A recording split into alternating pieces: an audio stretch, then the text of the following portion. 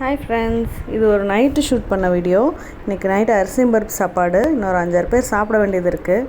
அதுவும் புதினா துவையலும் செஞ்சுருக்கோம். இப்போ நெக்ஸ்ட் டே மார்னிங்காக கொஞ்சம் லெமன்லாம் ஸ்க்வீஸ் பண்ணி எடுத்து வைக்க வேண்டியது இருந்தது.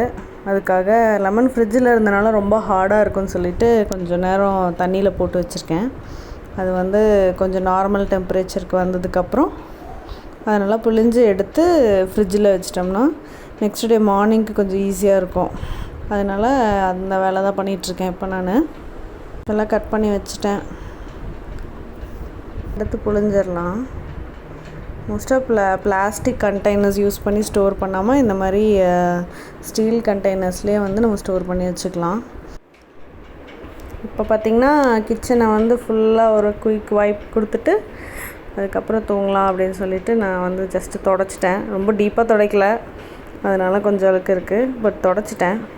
அதுக்கப்புறம் கொஞ்சம் பாத்திரம்லாம் இருக்குது. ஸோ இதெல்லாம் மார்னிங் தேய்ச்சிக்கலாம் அப்படின்னு சொல்லிவிட்டு அதை மட்டும் அப்படியே வச்சுட்டேன்.